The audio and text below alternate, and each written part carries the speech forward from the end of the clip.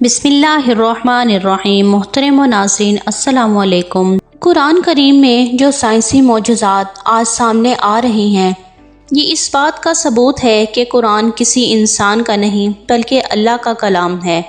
قرآن میں اللہ تعالیٰ نے لوگوں کو بار بار اس طرف متوجہ کیا کہ مظاہر فطرت پر غور و فکر کریں۔ قرآن کریم کی ایک آیات میں اللہ تعالیٰ نے اس دنیا کی سب سے حقیر اور کمزور مخلوق کی مثال بیان کی ہے، جس میں موجودہ مطلب کو سمجھ کر ایک انسان اس دنیا کا اصل مطلب جان سکتا ہے۔ تمام جانداروں میں یہ نشانیاں موجود ہیں، لیکن چند ایک خاص طور پر وہ ہیں جن کا ذکر اللہ نے قرآن پاک میں فرمایا، اور انہی جانداروں میں سے ایک مچھر ہے۔ جب قرآن پاک میں مکڑی اور مکھی کی مثال بیان ہوئی تو مشرک کہنے لگے کہ بھلا ایسی حقیر چیزوں کے بیان کی قرآن جیسی اللہ کی کتاب میں کیا ضرورت؟ تب اللہ نے ان کے جواب میں یہ آیات نازل فرمائی۔ اللہ تعالیٰ اس بات سے بالکل شرم اور ندامت محسوس نہیں کرتا کہ وہ کسی مچھر کی مثال بیان کرے یا اس کے اوپر کی کسی چیز کی۔ جو مومن ہے وہ یقین کرتے ہیں کہ وہ ان کے پروردگار کی طرف سے سچ ہے، اور جو کافر ہیں وہ کہتے ہیں کہ اس مثال سے خدا کی مراد ہی کیا ہے۔ اسی طرح اللہ ایک ہی بات کے ذریعے بہت سے لوگوں کو گمراہ ٹھہراتا ہے اور بہت سے لوگوں کو ہدایت دیتا ہے، اور اس سے صرف انہی کو گمراہی میں ڈالتا ہے جو پہلے سے ہی نافرمان ہے۔ مچھر بے شک ایک معمولی اور غیر اہم سا جاندار ہے، مگر اس پر غور و فکر کیا جائے تو اس میں بھی اللہ کی بہت ساری نشانیاں دیکھنے کو ملتی ہیں۔ اللہ تعالیٰ نے مچھر کے لیے قرآن میں باعود عقا کا لفظ بیان کیا ہے، اور یہ لفظ مؤنث ہے۔ مچھر کی دنیا میں کوئی 3500 اقسام ہیں۔ ان تمام اقسام میں صرف مچھر کی مادہ ہی انسانوں، حیوانوں، پرندوں کا خون چوستی ہے، جبکہ نر مچھر نباتات اور پھلوں کا رس چوستا ہے۔ سوال یہ پیدا ہوتا ہے کہ مچھر کی جنسی شناخت تو آج کی میڈیکل سائنس کا کارنامہ ہے کہ آج ہمارے پاس ایسے جدید خوربین ہے جو کسی شے کو ہزاروں لاکھوں گنا بڑا کر کے دکھاتے ہیں، جبکہ قرآن کے باعود عطا کا لفظ بول کر 1450 سال قبل بتا دیا کہ وہ مچھر جس سے انسانوں کو تکلیف پہنچتی ہے وہ مادہ مچھر ہے، نر نہیں۔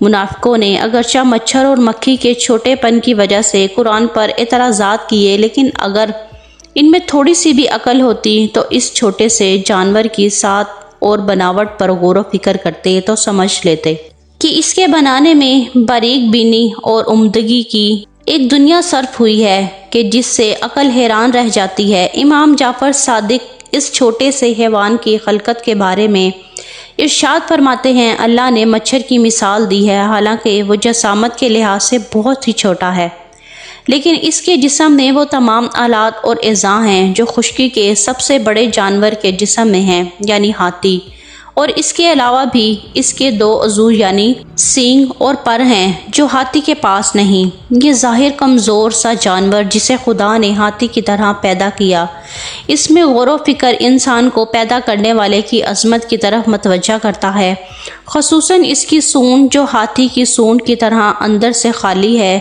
اور وہ مخصوص قوت سے خون کو اپنی طرف کھینچتی ہے۔ یہ اتنا حساس ہوتا ہے کہ صرف کسی چیز کے اٹھنے سے خطرہ محسوس کر لیتا ہے اور بڑی تیزی سے اپنے آپ کو خطرے کی جگہ سے دور لے جاتا ہے، اور تعجب کی بات یہ ہے کہ انتہائی کمزور ہونے کے باوجود بڑے سے بڑے جانور کو عاجز کر دیتا ہے۔ حضرت علی رضی اللہ تعالیٰ عنہ نے فرمایا، اگر دنیا جہاں کے سب زندہ مخلوقات جمع ہو جائیں اور باہم مل کر کوشش کریں کہ ایک مچھر بنا لیں تو وہ ہرگز ایسا نہیں کر سکیں گے، بلکہ ایک جاندار کی خلقت کے اسرار پر ان کی عقل دنگ رہ جائے گی، اور وہ تھک کر اس انجام کو پہنچ جائیں گے کہ آج میڈیکل سائنسدانوں نے مچھر کے 3500 سال لگ بھگ اقسام کی کھوج کی ہے، لیکن یہ تعداد یقینی نہیں۔ اب ان کی کل اقسام کتنی ہیں یہ صرف ایک اللہ ہی کو علم ہے۔ میری طرح آپ میں سے بھی بہت سے دوستوں کے ذہنوں میں یہ خیال آیا ہوگا کہ آخر اس مثال کا مطلب کیا ہے، لیکن جب آپ ایک مچھر کی آنکھ کو دیکھیں تو آپ کا دماغ مفلوج ہو جائے گا۔ مچھر کی ایک آنکھ کے اندر بھی کئی آنکھیں ہیں، اور یہ تمام آنکھیں ایک ساتھ کام کرتی ہیں۔ جب آپ اس کے بارے میں جان لو گے تو تب آپ کے ذہن میں بھی یہ آیت کریمہ آئے گی۔ سائنس نے اس مچھر کے بارے میں بہت کچھ انکشاف کیے ہیں کہ یہ چھوٹی سی مخلوق کتنے انسانوں کی جان لیتا ہے۔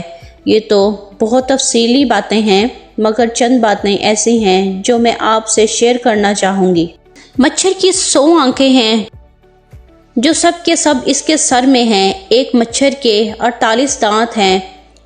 اس کے 3 دن ہیں اور تینوں مختلف قسم کے ہیں۔ مچھر کے سونڈ میں 6 چھریاں ہیں اور ہر چھری کا اپنا کام ہے۔ مچھر کے دونوں طرف 3/3 پر ہیں۔ مچھر کے اندر حرارت کا پورا نظام ہے اور اسی کے ذریعے یہ انسانی جلد کی رنگت کو تاریکی میں پہچانتا ہے۔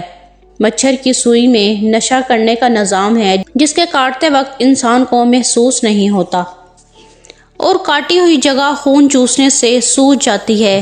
ایک مچھر کے اندر خون کا تجزیہ کرنے کا نظام بھی ہے، اس لیے وہ ہر خون نہیں چوستا۔ اس بارے میں سائنس کی سب سے حیران کن تحقیق میں یہ بات سامنے آئی ہے کہ ایک مچھر کے اوپر اس کے پر ہوتے ہیں جو اس سے بھی ہلکے ہوتے ہیں، اور مچھر کے پر کے اوپر ایک مائکروسکوپ پیراسائٹ ہوتا ہے، ایک جاندار جو مچھر سے بھی حقیر چیز ہے، جو تمہیں اپنی آنکھ سے نظر بھی نہیں آتی۔ اللہ تعالیٰ کو تو تمہارے اعمال کی اور غلط کاموں کی مثال دینے کے لیے ایسی چیزوں کو سامنے لانے میں کوئی مشکل نہیں، اور یہی وہ چیز ہے جس کے بارے میں اللہ نے سورۃ بقرہ کی آیت نمبر 26 میں مچھر کی مثال دینے کے بعد فرمایا۔ اللہ تعالیٰ اس بات سے بالکل شرم اور ندامت محسوس نہیں کرتا کہ وہ کسی مچھر کی مثال بیان کرے یا اس کے اوپر کسی اور چیز کی۔ اللہ ہم سب کو قرآن پڑھنے اور اس پر عمل کرنے کی طاقت عطا فرمائے۔ ویڈیو کے آخر میں ایک بار درود شریف پڑھنا مت بھولیے گا۔ ملتے ہیں ایک اور معلوماتی ویڈیو میں، تب تک کے لیے اللہ حافظ۔